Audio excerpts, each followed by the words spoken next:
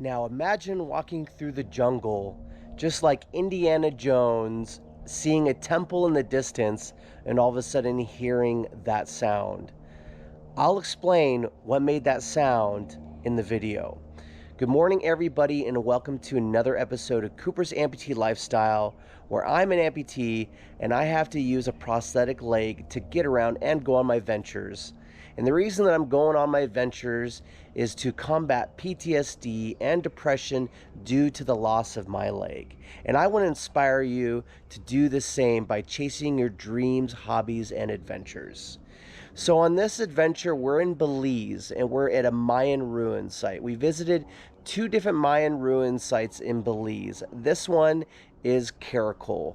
Belize has 12 different Mayan ruin sites known to this day, and Caracol is one of the big major ones with lots of big temples that you could climb up and sit down and take in all the views.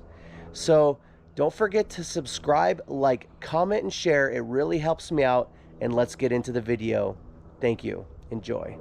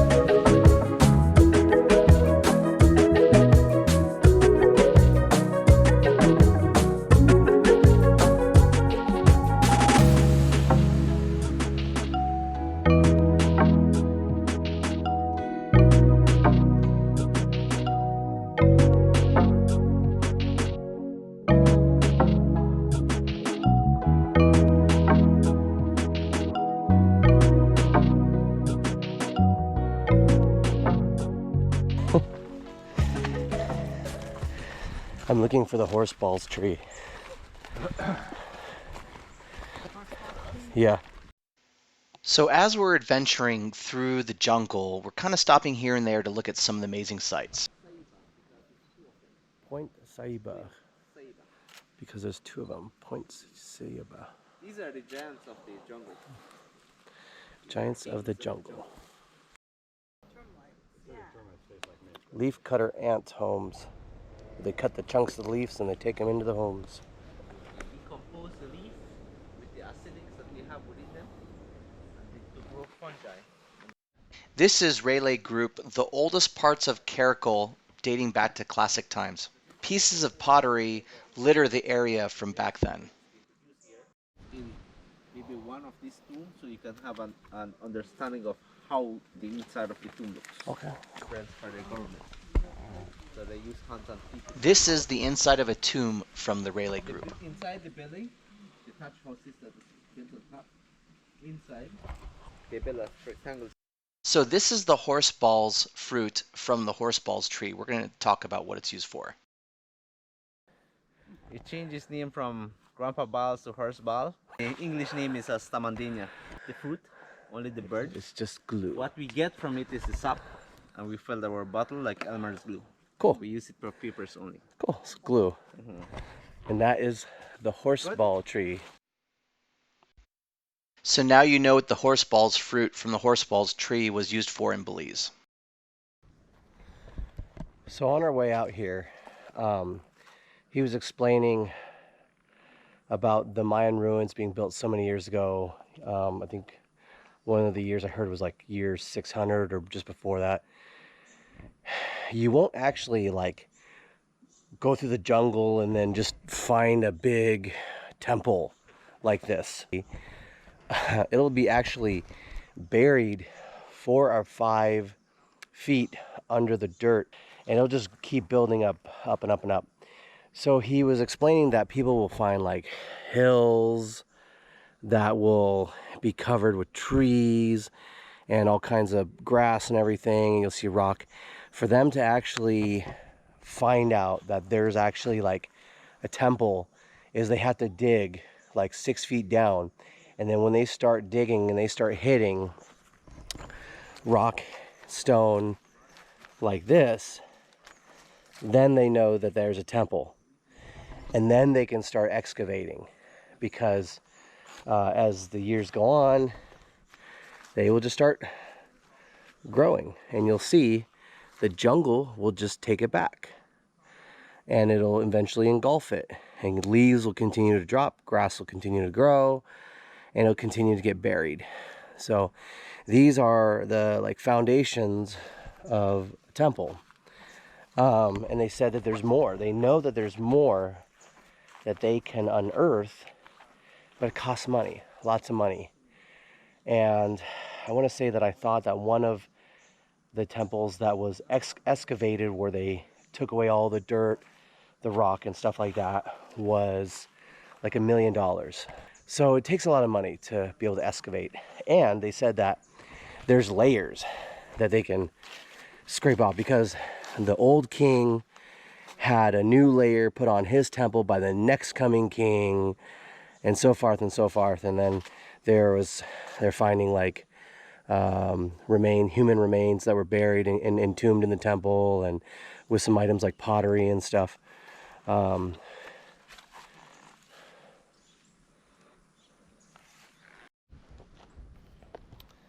So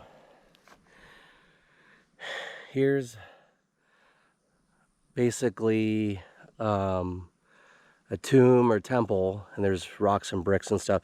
All the earth started growing, trees started growing on it, and they excavated, and there's an opening right there. So you could like see in there. I'm not gonna go in there, but you see they have a piece of grate that they lock up to keep people from going out of there, but that's cool.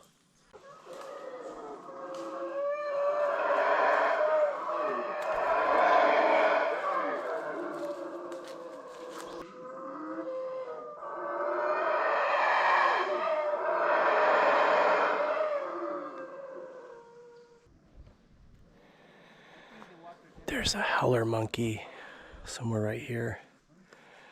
We can hear the howler monkey. It's getting really close. He's right there. He's right there at the very top. Imagine not knowing what that was. Right there. There's two. There's one right there, and there's one right there. There he goes, there he goes. There he goes.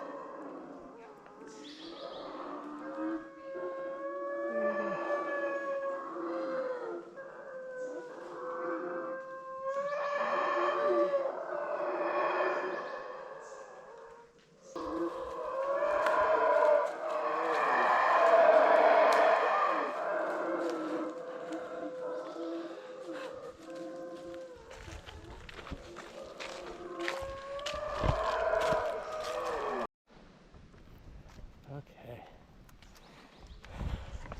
Lots of cardio, lots of steps. So because Caracol is so close to the Guatemalan border, they have caught Guatemalans coming across to steal artifacts to take it right back across the border. So if you're down here visiting, you will see armed troops patrolling the I temples. saw the baby too. Yep, they had a baby. Baby howler monkey. So if you look at the right side of that temple, you'll see a small opening. We're actually going to go inside there to see what it's like inside that small space in that temple.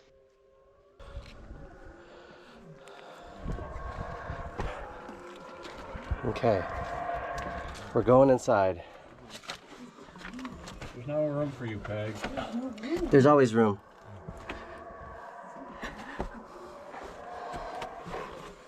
There's tons of room. Come on, live in here then. Yep, I'm gonna come live in here. No.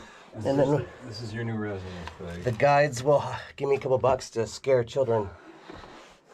I'd give you a couple bucks to Show us the square footage. So where's the Right. kitchen at? Yeah, right there in the corner. Where's the bathroom? Right here where the pea spots are. Where's where the bed's where do we right sleep? here, right here. So this is a beautiful, what, 25-foot square foot. Oh, scorpion! Look. I'm just kidding. Scorpion. I mean, maybe. I don't know. Punch you in the face. Woo. Lauren, don't leave me. I'm going to take a picture of you coming out in that tiny little hole. This is the second little hole I had to squeeze through. I should be recording this instead of taking a picture. Oh, very good. We said it The second little hole I had to squeeze through with you guys. Send it to Leslie. Be like, He squeezed through another hole. second time.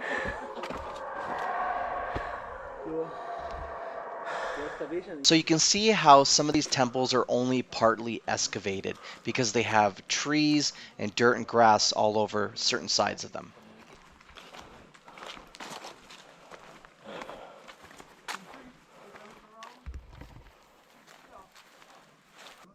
During those days, thousands of people are around here with colorful costumes. All of these drumming, maybe like listening to the howler monkeys' sound from a distance. The smell of the air with the burning of the incense is very important for them because that is the purification of the area. The incense marks the purification of the area. The archaeologists excavate inside the room of this middle building. They cut through the floor and they went about a meter below the floor and they find two large jars enclosing each other. So when they open the jar, it's stuffed with many other small items. They have nicely cut stones, charred stones, they have shells, they have a small little, what we call soda straw formation. These are like the size of the soda straw you buy from the shop, but these are in a form of a formation in the cave system. So they find that, and they find a mosaic mask, and they find this form of earrings which goes on the soda straw, and inside a small little cup, clay cup, which is sealed with cottons. There's 684 grams of liquid mercury. Whoa. They discover mercury right here. Lamanai, in the Balcourt at Lamanai, they also discovered mercury there. Chichen Itza, they also discovered mercury there in Mexico. So we know that these guys have been venturing way beyond our expectation. And they use this liquid mercury as a form of a paste at the point of the arrowheads for blood contamination. They use it as a food poisoning. The only Maya site that records cannibalism, Palenque, in the Campeche area. We don't know whether it truly exists or not, but they record cannibalism. That they've recorded. So this slab is actually what the Mayans put to cover a doorway to a tomb inside the temple. See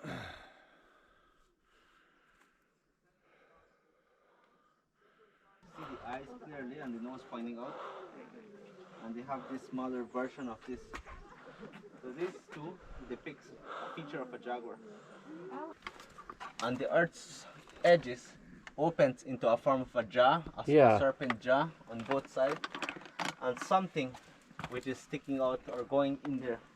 We don't know. I don't know. Yeah, because you can see the hand is grabbing open the mouth. These, which have the names of these pictures, are burnt by the European people. Whoa, wow. Yeah. So only 3 books are. Okay, so I have a little bit of battery left, so I'm gonna basically try to scurry up to the top before my battery runs out. This was actually quite a workout, especially for somebody with one leg.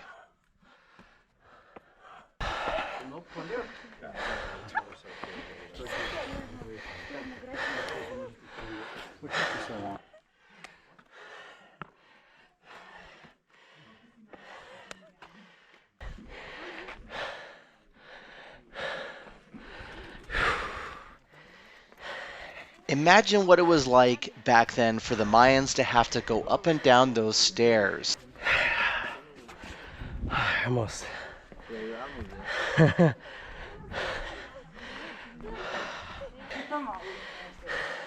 Climbing up all these stairs is turning out to be quite a workout. All right. I did it. All right, so quick lay down. Huh. Tuck and roll. Remember tuck and roll. Huh. This is the quick lay down. I made it. This is what the top looks like.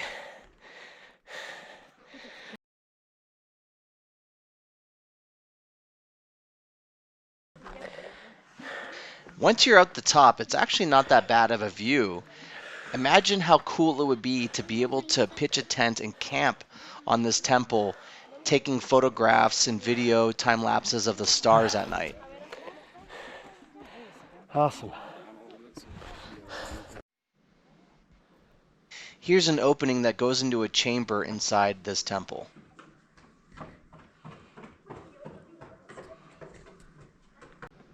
They're going up the other one.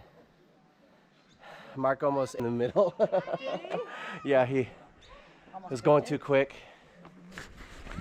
So that's it, guys. We just climbed this big tower. We went all the way to the top there. Got the view of the mountain range of the jungle. Now we got this level to go down, and then another level to go down.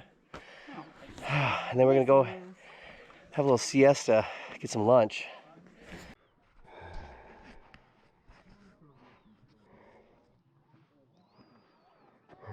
Tour company? Yes. It's 5 Jungle Mayan tours. 5 jungle mine tours, and they could find that by going Google, You right? can find that on Google, you can find it on Facebook, and also on TripAdvisor. TripAdvisor. And then your name is Ramos. Ramos. So when you go on his company, request Ramos. Thank you. I'll show you guys a little bit more, and then we're gonna head back to the Jeep. What an amazing experience to be able to walk through an ancient Mayan civilization. I recommend anybody going to Belize to please stop and experience one of these Mayan temples. It is great to be able to actually walk up and sit down on one of the temples. Thank you all for your support. This has been another episode of Cooper's Amputee Lifestyle, where I'm a person with a disability. I have to use a prosthetic leg to get around and go on my ventures. I want to show the world that I'm able to combat PTSD and depression by going out chasing my hobbies, dreams, and adventures, and I want to motivate you to do the same, to live life and love life. Thank you all for your support. Don't forget to subscribe, like, comment, and share, and we'll see you on the next adventure. Take care.